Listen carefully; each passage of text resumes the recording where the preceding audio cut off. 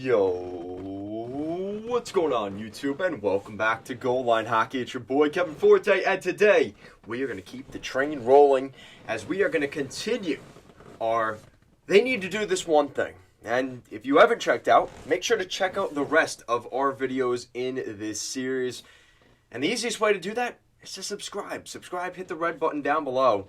So let's get into it. So today we are continuing the trend. The other day we looked at the Islanders, and now we're taking a look at the crosstown rival New York Rangers. And the Rangers are kind of an interesting one. It's not necessarily they need to do this exact one pinpoint thing like some of our other videos, but it's more along the lines of they need to make a big decision. More specifically, general manager Chris Drury has to decide what the Rangers are going to do here.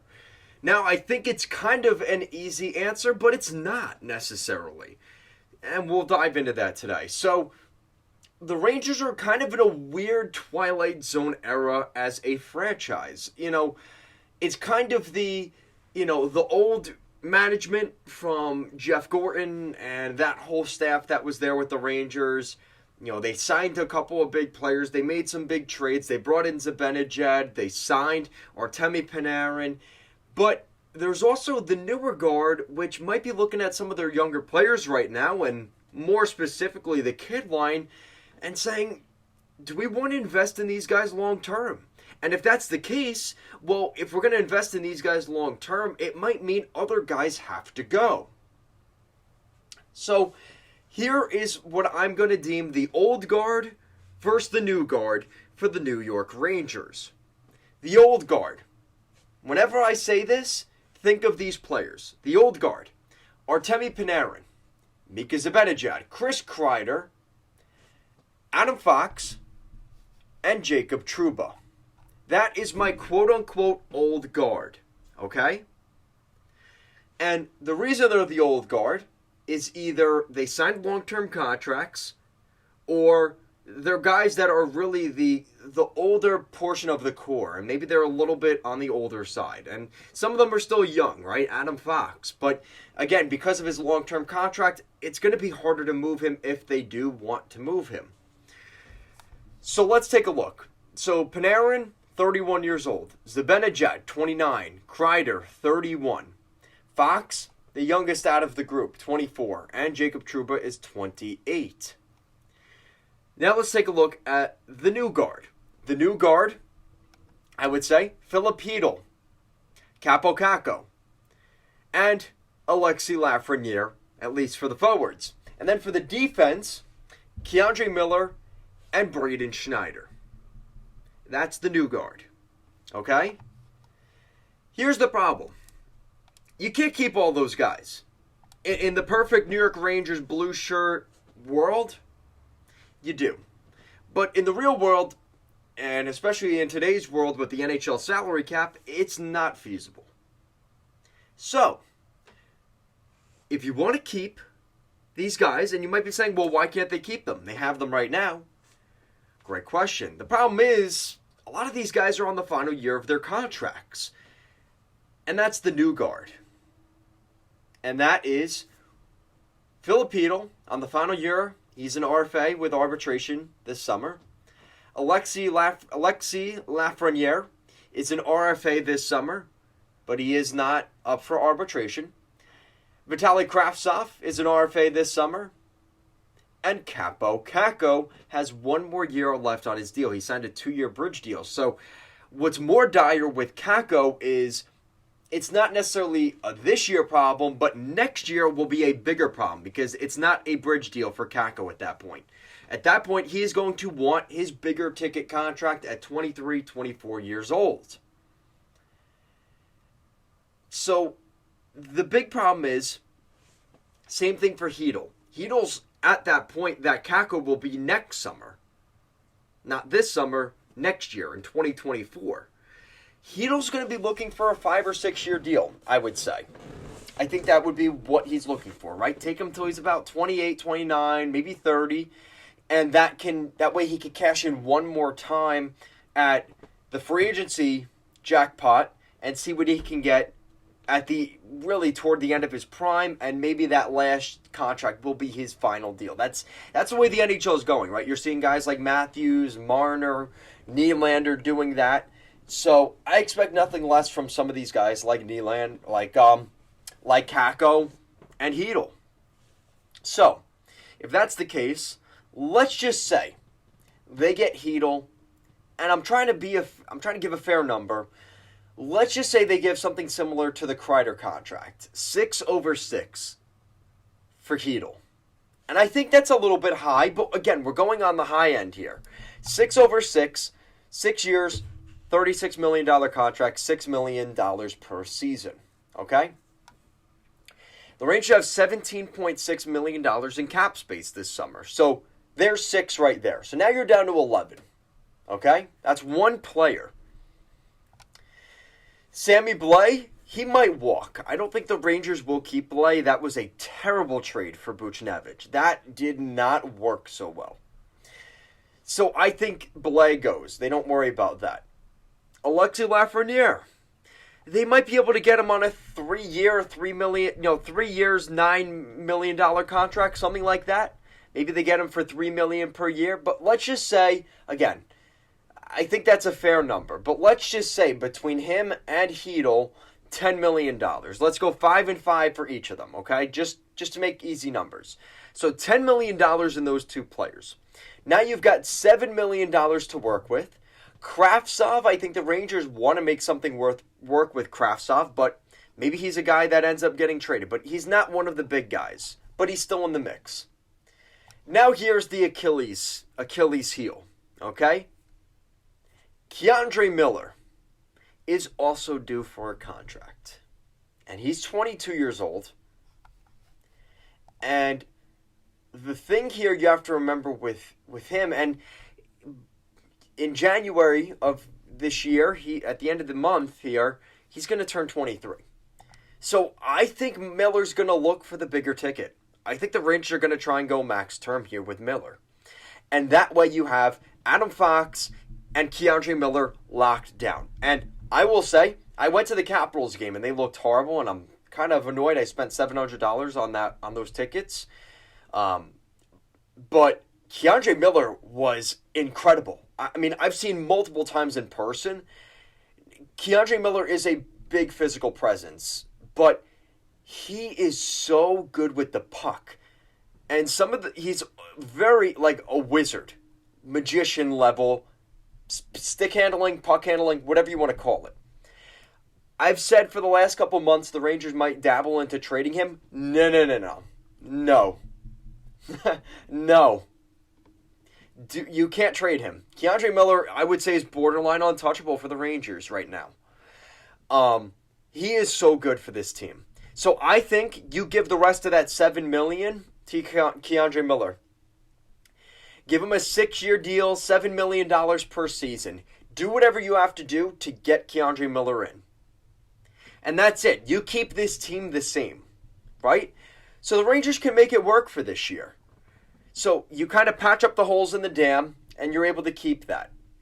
But the problem is, I don't know if K'Andre Miller is going to take $7 million per year for 6 years. I think he's going to say, listen, if I'm going to be here till 30, I might want a bigger ticket than that. Now, let's say that works, okay? That works. Great. Problem is, those are 4 players wrapped up in... No, 3 players wrapped up in $17 million, okay? And you still have to re-sign, okay, depending on what they do with those players.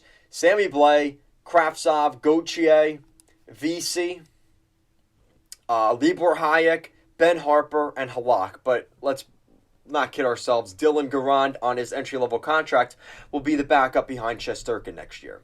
So that's not really a concern. Defensively, the good news is they've got some young guys that can come up. Zach Jones has been a promising guy from the WHL. We've seen how Braden Schneider from the WHL has done so far. I expect something similar from Zach Jones.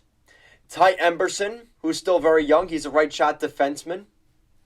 And he's a guy that can come in and, dare I say what I'm going to say, but we'll talk about that in a second. I think Emberson has a spot on this team. especially at where he's at in his career. He's still young at 22 years old, but 6'1", 195. He's going to continue to grow into that body.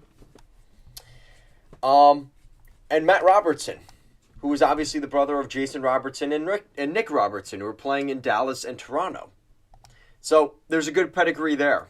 So the expectation is Robertson can maybe make the NHL next year. So there's 3 potential defensemen that can jump into the Rangers lineup as soon as next season that are playing in Hartford. Okay? So when you look at that, and Dylan Garand, those are 4 players that right there, okay, even if you let those other guys go, Halak, Hayek, Harper, you can find replacements for very cheap down in the AHL. Now, the problem is, it's not necessarily that easy because Zach Jones is already 22 years old and is an RFA this summer. And same thing for Ty Emberson. So those 2 guys might sign short 2-year deals to prove it, right? A 1 or 2 year prove it deal with the Rangers, and they either get traded next year or signed long term, right? After next season, or they get their official bridge contract next summer or 2 years from now, right?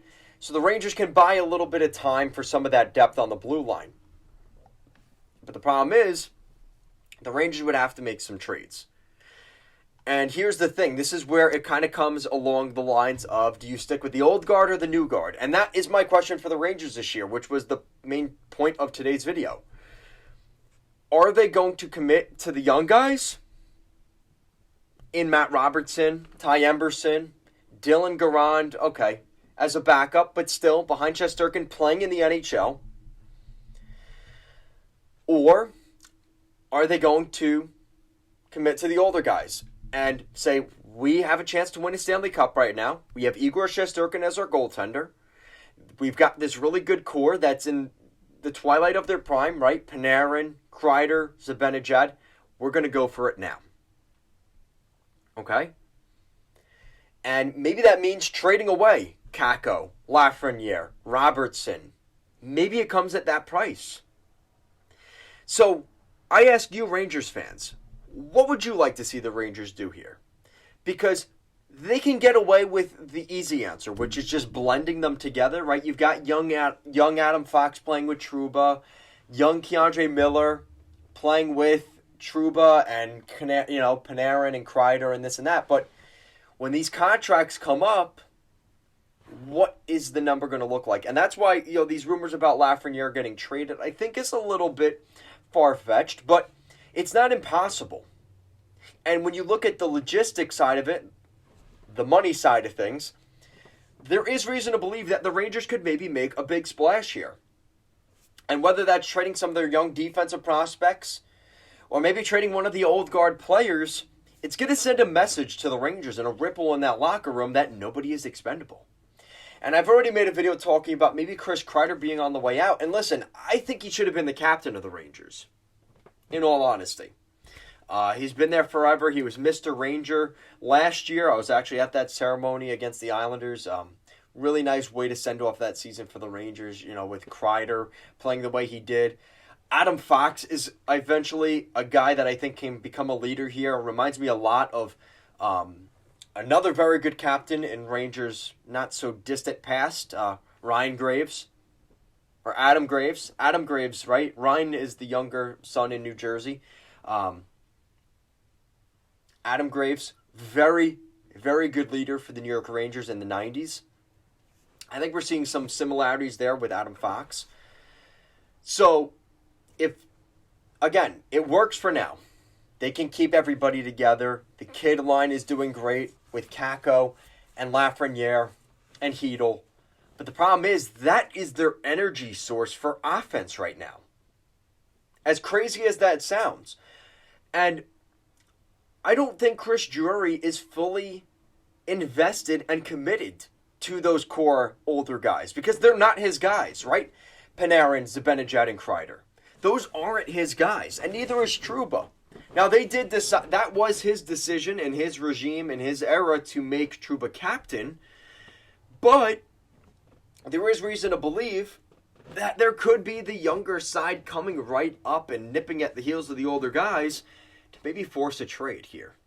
Now here's the other issue. Even if Drury does decide to go down the route of trading the older guys and keeping the Lafrenières, the Hedels, the Kakos, well, there's a big elephant in the room in the fact that can they even trade an Artemi Panarin contract?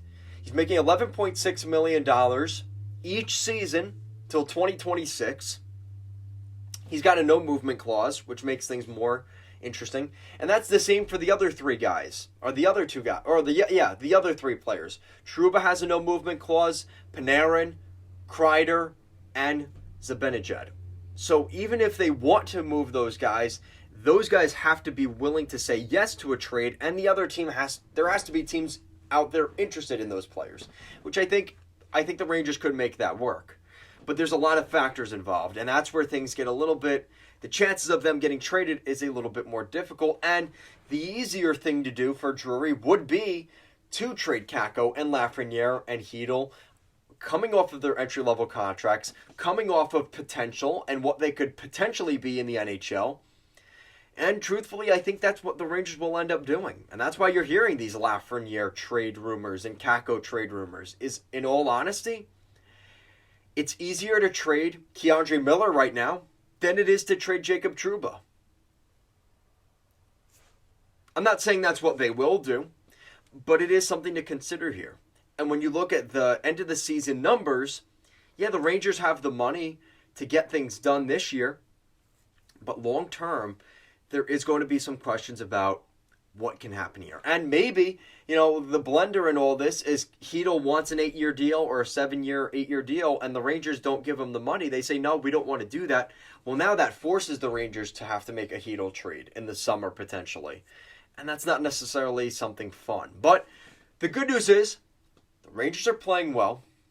Yeah, they have some of their rough games, like the Ranger game and a couple of the Capitals game and here and there games, but the Rangers are in a good spot right now. They currently sit in a pretty good spot in the Metro. They're in and out of the playoffs like every other team, like the Penguins and the Islanders, and even the Devils now have looked very much vulnerable. And the Rangers are in a spot right now where they're going for it this year. And the good news is there's a lot of flexibility in terms of what the Rangers can do because they've drafted so well, because they've put themselves in a position where they can compete for the playoffs this year, yet also still develop some guys in Hartford. And I think the Rangers have a very bright future, as much as I hate to say it, as you look at the background behind me as an Islander fan. But you can't deny that what Jeff Gorton and that staff did for the Rangers has paid off immensely. And this quick turnaround, yeah, they did get some help, and I'll be the first to tinfoil hat here. With the second overall pick and first overall pick, lotteries and back-to-back years is a little bit sus. But nonetheless, the Rangers still had those draft picks. And the Rangers have capitalized on them to a lesser, more extent. And I think that the Rangers are in a spot where at some point this year, whether it's before the trade deadline or likely next summer, the Rangers are going to have to commit to sticking with the young guys or committing long-term and selling out with your core older players. I think it's going to be an interesting summer for the Rangers.